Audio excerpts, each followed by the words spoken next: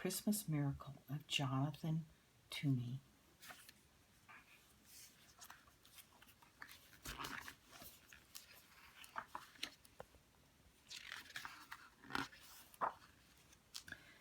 The village children called him Mr. Gloomy, but in fact his name was Toomey, Mr. Jonathan Toomey. And though it's not kind to call people names, this one fit quite well. Jonathan Toomey seldom smiled and never laughed. He went about mumbling and grumbling, muttering and sputtering, grumbling and griping. He complained that the church bells rang too often, that the birds sang too swirly, and that the children played too loudly. Wow, he just doesn't look very happy at all, does he? Mr. Toomey was a wood carver. Some said he was the best wood carver in the whole valley. He spent his days sitting at a workbench, carving beautiful shapes from blocks of pine and hickory and chestnut wood. After supper, he sat in a straight-backed chair near the fireplace, smoking his pipe and staring into the flames. Jonathan Toomey wasn't an old man, but if you saw him, you might think he was, the way he walked bent forward with his head down. You wouldn't notice his eyes, the clear blue of an August sky, and you wouldn't see the dimple in his chin, since his face was mostly hidden under a shaggy, untrimmed beard, speckled with sawdust and wood shavings, and, depending what he had ate that day, with crumbs of bread or a bit of potato or dried gravy. So there he is in his workshop. He's chiseling it away. He's chiseling and making an owl. The village people didn't know it, but there was a reason for his gloom, a reason for his grumbling, a reason why he walked hunched over, as if carrying a great weight on his shoulders. Some years earlier, when Jonathan Toomey was young and full of life and full of love, his wife and baby had become very sick.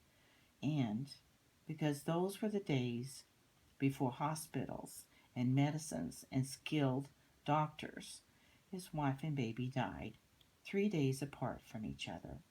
So Jonathan Toomey had packed his belongings into a wagon and traveled till his tears stopped. He settled into a tiny house at the edge of a village to do his wood carving. There he's thinking and sitting in front of the fire. One day in early December, there was a knock at Jonathan's door. Mumbling and grumbling, he went to answer it. There stood a woman and a young boy. "I'm the widow McDowell. I'm new in your village. This is my son Thomas," the woman said. "I'm 7, and I know how to whistle," said Thomas. "Whistling is pish-posh," said the wood carver gruffly. "I need something carved," said the woman, and she told Jonathan about a very special set of Christmas figures her grandfather had carved for her when she was a girl. "After I moved here, I discovered that they were lost," she explained. "I had hoped that by some miracle I would find them again, but it hasn't happened." "There are no such thing as miracles," the wood carver told her. "Now, could you describe the figures for me?" "There were sheep," she told him. "2 of them with curly wool," added Thomas. "Yes, 2, said the widow. "And a cow, an angel, Mary, Joseph, baby Jesus, and the wise men." 3 of them, added Thomas. "Will you take the job?" asked the widow McDowell. "I will." "I'm grateful. How soon can you have them ready?" "They will be ready when they are ready," he said. "But I must have them by Christmas. They mean very much to me, and I can't remember Christmas without them." "Christmas is pish-posh," said Jonathan gruffly. and he shut the door.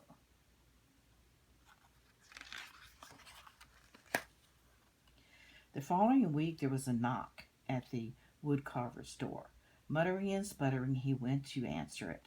There stood the widow McDowell and Thomas. "Excuse me," said the widow, "but Thomas has been begging to come and watch you work. He says he wants to be a woodcarver when he grows up and would like to watch you, since you are the best in the valley." "I'll be quiet. You won't even know I'm here. Please, please," piped in Thomas. With a grumble, the wood carver stepped aside to let them in. He pointed to a stool near his workbench. "No talking, no jiggling, no noise," ordered Mr. Thomas. The widow McDowell handed Mr. Toomey a warm loaf of cornbread as a token of thanks. Then she took out her knitting and sat down in a rocking chair in the far corner of the cottage. "Not there," bellowed the wood carver. "No one sits in that chair." So she moved to the straight back chair by the fire. See, he's telling her, not that chair.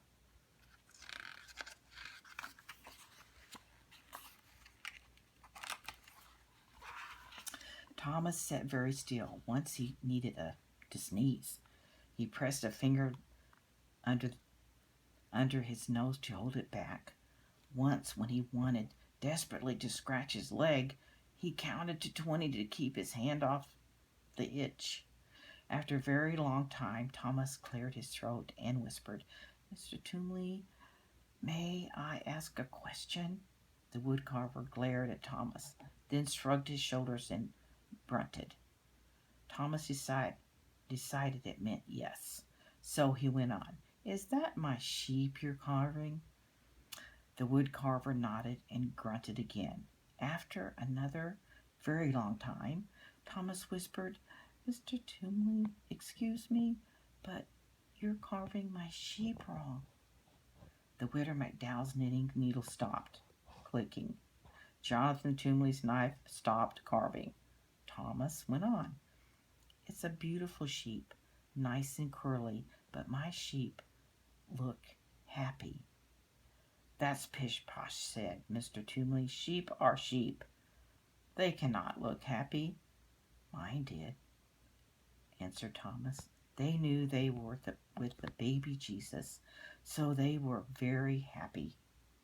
After that, Thomas was quiet for the rest of the afternoon. When the church bells chimed 6 o'clock, Mr. Toomey grumbled under his breath about the awful noise. The widow McDowell said it was time to leave. Thomas sneezed 3 times, then thanked the woodcarver for allowing him to watch. That evening, after supper of cornbread and boiled potatoes, the woodcarver sat down at his bench. He picked up his knife. He picked up the sheep. He worked until his eyelids dropped shut. So see, he's just starting the sheep right here.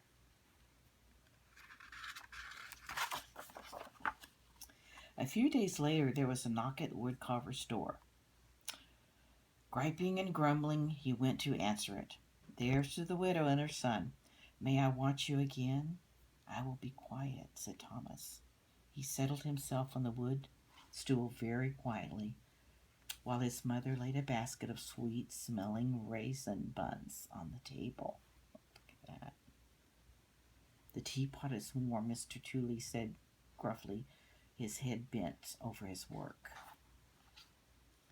While Mr. Toomey carved, the widow McDowell poured tea.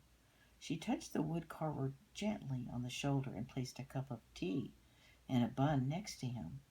He pretended not to notice, but soon both the plate and the cup were empty. Thomas tried to eat the bun his mother had given him as quietly as he could, but it was almost impossible to be 7 and eat a warm, sticky raisin bun without making various smacking, licking, and satisfied noises. When Thomas had finished, he tried to sit quietly. Once he almost hiccuped. But he took a deep breath and held it till his face turned red. And once, without thinking, he began to swing his legs. But a glare from the wood carver stopped him, and he kept them so still they fell asleep.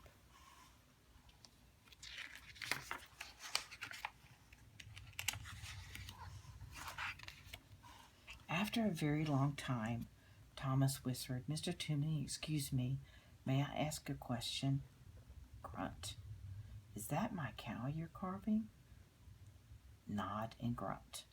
Another very long time went by. Then Thomas cleared his throat and said, "Mr. Toomey, excuse me, but I must tell you something. That is a beautiful cow, the most beautiful cow I have ever seen, but it's not right. My cow looked proud." "That's pish-posh," growled the wood carver. "Cows are cows. They cannot look proud." "My cow did. It knew that Jesus chose to be born in his barn, so it was proud." Thomas was quiet for the rest of the afternoon.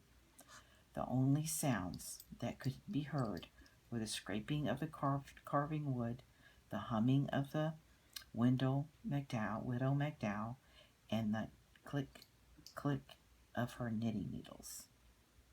When the church bells chimed 6 o'clock, Mr. Toomey muttered under his breath about the noise. Then the widow McDowell said it was time to leave. Thomas shook first one leg and then the other. He thanked the wood carver for allowing him to watch. That evening, after a supper of boiled potatoes and raisin buns, the wood carver sat down on his bench. He picked up his carving knife. He picked up the cow. He worked until his eyelids dropped shut. A few days later, there was a knock at the wood carver's door. He smoothed down his hair as he went to answer it. Wow, no more mumbling and grumbling when he answered the door. At the door were the widow and her son. "May I watch again?" asked Thomas, as Mrs. McDowell warmed the tea and put a plate of fresh molasses cookies on the workbench. Thomas watched the wood carver work on the figure of an angel. After a long, very long time, Thomas spoke. "Mr. Toomey, excuse me, is that my angel you're carving?" "Yes. And would you do me the favor of telling me exactly what I'm doing wrong?" "Well, my angel looked like one of God's most important angels because it was sent to baby Jesus." "And just how does one make an angel look important?" asked the wood carver. "You'll be able to do it," said Thomas. "You are the best wood carver in the valley." After another very long time, Thomas spoke. "Mr. Toomey, excuse me, may I ask a question?" "Do you ever stop talking?" asked the wood carver. "Well, my mom says I don't. She says I could learn about the virtue of silence from you." Under his head, the wood carver's face turned pink. The wood carver's face turned as red as the scarf she was knitting. "Well, speak up. What is your question?" "Will you please teach me to carve?" "I am a very busy man," grumbled the wood carver, but he put down the important angel. "You will carve a bird. A robin, I hope," said Thomas. "I like robins." See, there's the angel that he's working on right there. And there's those molasses cookies. Oh, he's working really hard here, look. And there's the bird. With the piece of charcoal, the widow carver sketched a robin on a piece of brown paper. He handed Thomas a small block of pine and a knife. He showed him how to lop the corners with the block and slowly smooth the edges of the wood into curves. Thomas copied the wood carver's strokes. head bent, tongue working from the side to side of his lower lip as he concentrated. When the church bells chimed 6 o'clock, Jonathan Toomey was holding Thomas's hand in his, guiding the knife along the edge of the wing. He didn't hear them ringing. The widow McDowell said it was time to leave. Thomas brushed wood carvings from his shirt. Then he reached out and brushed 2 especially large pieces of wood shavings from Jonathan Toomey's beard. He thanked the wood carver for teaching him how to carve. Later, after a supper of boiled potatoes and molasses cookies, Jonathan Toomey went to his workbench. He thought for a long time. He sketched drawing after drawing. Finally, he picked up his carving knife, he picked up the angel, and he carved until his eyelids drooped shut. There's our angel sitting here.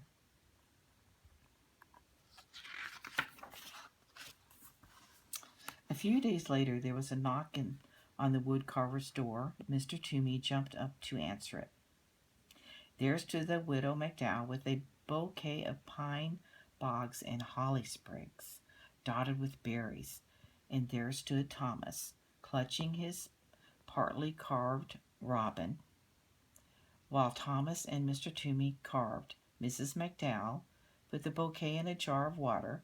She scrambled Mr. Toomey's kitchen table and set the jar in the center, on a pretty cloth embroidered with lilies of the valley and daisies, which she found in a drawer below the cupboard.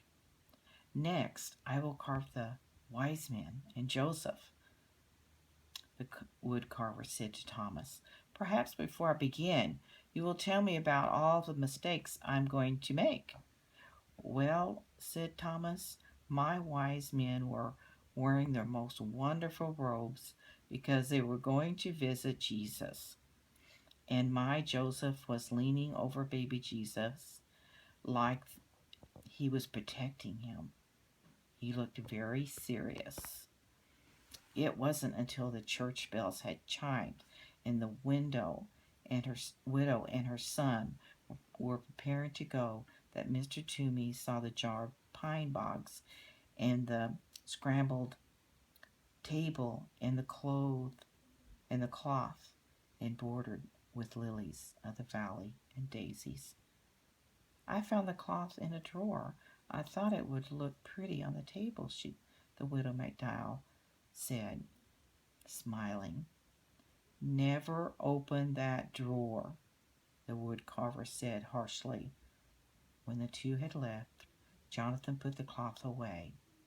That evening, after a supper of boiled potatoes, the wood carver worked on Joseph and the wise men until his eyelids drooped shut. A few days later, there was a knock on the wood carver's door. He dusted the crumbs from his beard and brushed the sawdust from his shirt. At the door were the widow, McDowell, and Thomas. All afternoon, Thomas watched the wood carver's work. When it was time to leave, Jonathan said to Thomas, I am about to begin the last few figures, Mary and the baby. Can you tell me how your figures looked? They were the most special of all, said Thomas. Jesus was smiling and reaching up to his mother, and Mary looked down, looked like she loved him very much. Thank you, Thomas, said the wood carver. Tomorrow is Christmas. Is there any chance the figures will be ready? The widow McDowell asked. They will be ready when they are ready. I understand, said the widow, and she handed Jonathan 2 packages. Merry Christmas, she said. Jonathan folded his arms across his chest. I want no presents, he said harshly. That is exactly why we are giving them, answered the widow. She put them down the table and left. Jonathan sat down at the table. Slowly, he opened the first package. Inside was a red scarf, hand knit, Warm and bright, he tied the scarf around his neck.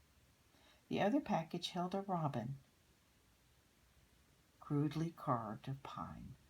A smile twitched at the corner of Jonathan's mouth as he ran his fingers over the lopsided wings. He dusted the fireplace mantel with his sleeve and placed the robin exactly in the center so he could look at it from his chair. There they go, it's waving. The wood carver did not eat supper that night. Instead, he began to sketch the final figures, Mary and Jesus. He drew Mary, then wadded the sketch into a ball and tossed it on the floor. He drew the baby, wadded the sketch into a ball and tossed it with the first. He sketched again. Once more, he crumbled the paper. Soon, there was a small mountain of crumpled papers at his feet. He picked up a block of wood and tried to carve, but his knife would not do what he wanted it to do. He hurled the chunk of wood into the fireplace and sat, staring into the flames. So he's trying to sketch them out. All the paper finally threw the block of wood into the fire. When he heard the church bells announcing the midnight Christmas service, he got up. Slowly he opened the drawer beneath the cupboard. The drawer he had told the widow never to open. From it he took the cloth embroidered with lilies of the valley and daisies. He took out a rough woolen shawl, a lace handkerchief.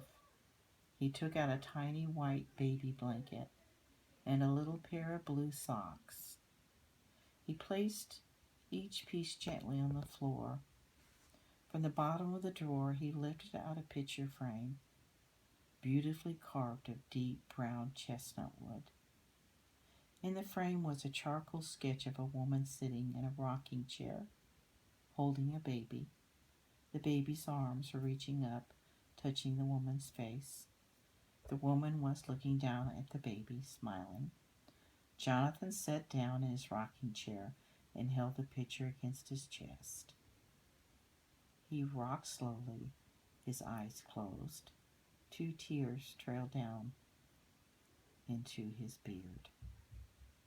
When he finally took the picture to his workbench and began to carve, his fingers worked quickly and surely. He carved all through the night. The next day, there was a knock on the widow McDowell's door.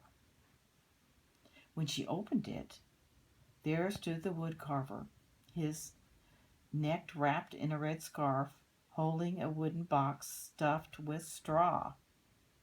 "Mr. Toomey," said the widow, "what a surprise! Merry Christmas!" "The figures are ready," he said as he stepped inside. From the box, Jonathan unpacked 2 curly sheep, happy sheep because they were with Jesus. He unwrapped a proud cow and an angel, a very important angel with mighty wings stretched from its shoulders right down to the hem of its gown. He unpacked 3 wise men wearing their most wonderful robes, edged with fur and falling in rich folds. He unpacked a series of serious and caring Joseph. He unpacked Mary, wearing a rough woolen shawl, looking down lovingly. Her precious baby son, Jesus, was smiling and reaching up to touch his mother's face. Isn't that beautiful? What he carved.